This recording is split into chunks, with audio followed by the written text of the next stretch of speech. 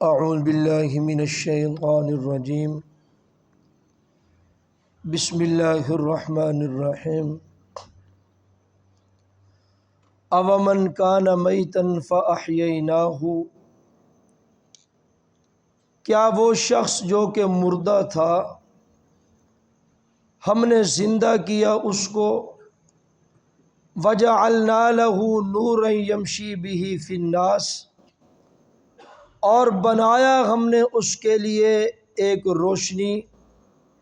جس کے ساتھ وہ چلتا ہے لوگوں میں، کمن مثلہ فی الظلمات، اس کی مثال اس شخص کی مانند ہے جو اندھیروں میں ہو، لیس بخارج منہا، نہ ہو نکلنے والا ان اندھیروں سے، کذالک زین للکافرین ما کانوا یعملون، اسی طرح مزین کیا گیا کافروں کے لیے وہ جو کچھ کیا کرتے تھے۔ گزشتہ آیات مبارکہ میں اللہ سبحانہ و تعالی نے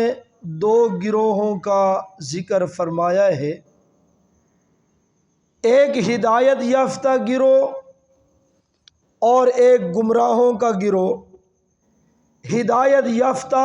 گروہ کا ذکر اس آیت میں ہے،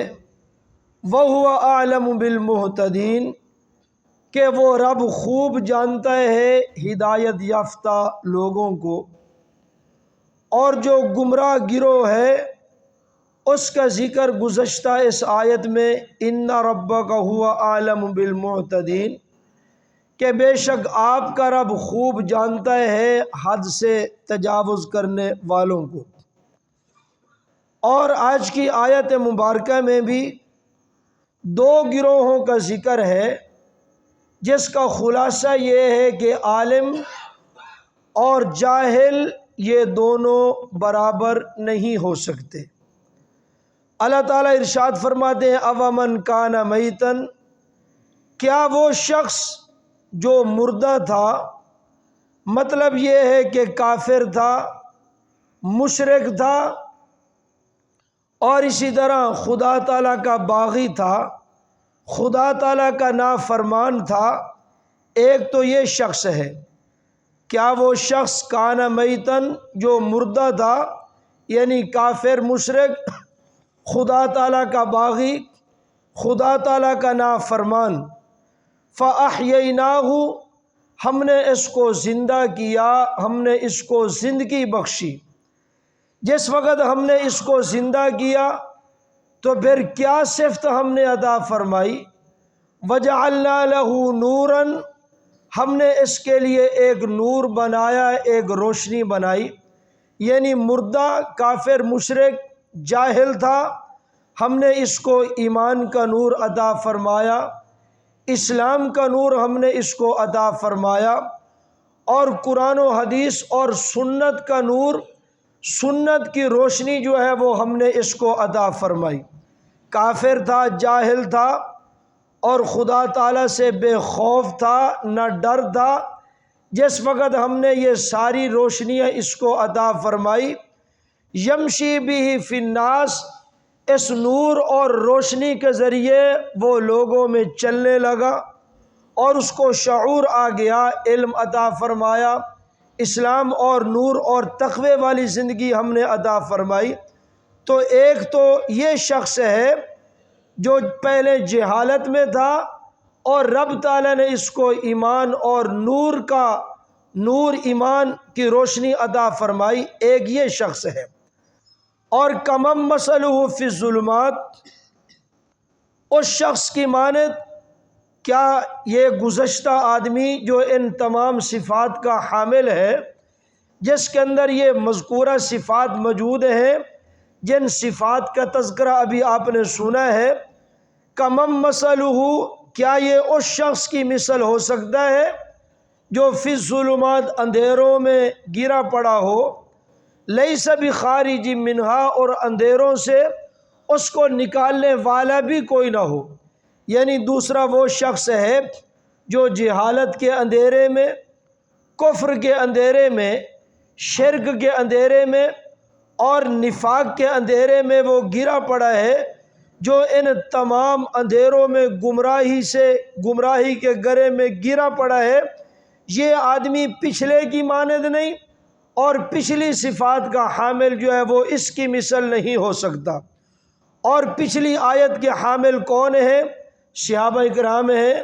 تابعین ہیں، تبع تابعین ہیں، اولیاء اللہ ہیں، جن کو رب تعالیٰ نے ہدایت پر لگایا، نور ایمان اور نور اسلام عطا فرمایا، اسی روشنی کے ذریعے انہوں نے لوگوں کو سیدھے راستے پر لگایا۔ اور وہ جو اندھیروں میں اور گمراہی میں گرے ہوئے ہیں، اس سے مراد ابو جہل ہے، اور اسی طرح عاص بن وائل ہے، مغیرہ ہے، عتبہ اور شیبہ، ابو لہب، وہ سارے کافر ایسے ہیں جو گمراہی میں گرے پڑے ہیں۔ تو وہ صحابہ اکرام کے برابر مثل ہرگز قطعاً کبھی بھی نہیں ہو سکتے، کیونکہ صحابہ اکرام اور صالحین وہ تو ہدایت کا نور ہے، اور یہ گمراہی کی طرف گمراہی میں گرے پڑے ہیں، ان دونوں کی مثال آپس میں برابر نہیں ہو سکتی۔ پھر صحابہ میں سے خاص طور پر حضرت ابوبکر صدیق رضی اللہ تعالی عنہ، سب کہو رضی اللہ، حضرت فاروق اعظم رضی اللہ تعالی عنہ، حضرت عثمان بن عفان، حضرت علی المرتضیٰ رضوان اللہ، یہ وہ صحابہ ہیں جن کے ذریعے پوری روئے زمین پر دین جو ہے وہ روشن ہوا۔ اور یہ بات بھی ذہن کے اندر رہے کہ یہ ہندوستان کا علاقہ جو ہے، تقسیم ہند سے پہلے ہندوستان کے تقریباً 11 صوبے تھے۔ تقسیم ہند سے پہلے ہندوستان کے 11 صوبے، اور 11 صوبوں میں 5 صوبوں میں مسلمانوں کی اکثریت تھی، اور باقی 6-7 صوبوں میں یہ ہندوؤں کی اکثریت تھی۔ اور ہوا یہ کہ جس وقت وزیر بنانے کی باری آئی کہ کون اس ملک کو چلائے، تو یہ وزارت جو ہے وہ ہندوؤں کے ہاتھوں میں آئی۔ ان کا ایک بڑا، جس کا نام گاندھی آپ سنتے ہو، جس کا اصل نام کرم چندر داس تھا، یہ بڑا ان کا بنا، اور اس نے اپنے ایک اخبار میں اپنے تمام وزراء کو بٹھا کر ان کو تلقین کی۔ ہندوستان کا جو بڑا گاندھی ہے، اس نے اپنے تمام وزراء کو بٹھا کر یہ تلقین کی، ان کو سمجھا رہا ہے۔ کہتا ہے کہ اگر تم امانت اور دیانت کے ساتھ، امانت اور دیانت اور عدل و انصاف کے ساتھ یہ ہندوستان کا ملک چلانا چاہتے ہو، تو سب سے بڑی تاریخ جس کو تم نے سامنے رکھنا ہے وہ ابو بکر اور عمر کی تاریخ ہے۔ سبحان اللہ کو، ابو بکر اور عمر کی تاریخ، اور ان کا عدل و انصاف اور امانت ایسے تھی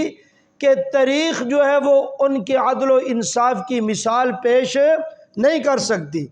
یہ کہہ رہا ہے، اب سوچنے کی بات ہے کہ گاندھی ایک ہندو ہے اور کٹر قسم کا مشرک، ایک گائے کا پجاری ہے، اور اپنے وزراء کو، وہ بھی ہندو ہیں، ان کو یہ تلقین کر رہا ہے اگر امن و امان، عافیت اور عدل و انصاف کے ساتھ تم اپنا ملک اور حکومت چلانا چاہتے ہو، ابو بکر عمر شیخین کے نقش قدم پہ چلنا ہوگا۔ عدل و انصاف میں تاریخ جو ہے ان کی مثال قائم نہیں پیش کر سکتی۔ ایک ہندو ہو کر صحابہ اکرام شیخین کی مثال جو ہے پیش کر رہا ہے۔ اور یہ بات بھی ذہن کے اندر رہے کہ ہماری آنکھ جب سے کھلی ہے، دنیا میں ظلم و زیادتی، اور اسی طرح ظلم و زیادتی کے گھپلے جو ہے وہ ہم دیکھتے آ رہے ہیں۔ ہم نے کبھی عدل و انصاف والی حکومت جو ہے وہ دیکھی نہیں۔ پہلے زمانے میں جو لوگ گزرے واقعہ ہی وہ امانت کے پیکر تھے اور حیا کے پیکر تھے، جیسے انہوں نے حکومت چلائی ایسی مثال جو ہے وہ تاریخ پیش نہیں کر سکتی۔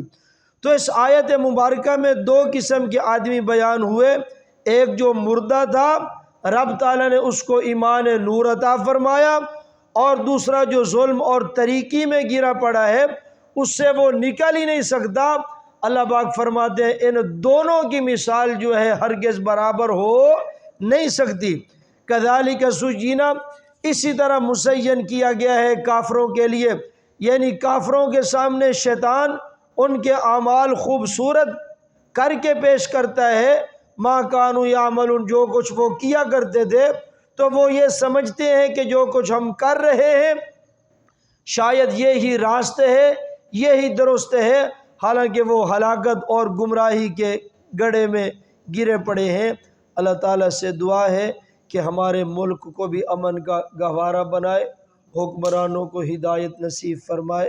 اور صحیح معنی میں اسلام کا قانون جو ہے وہ اس سرزمین پہ نافذ فرمائے۔ وآخر دعوانا ان الحمد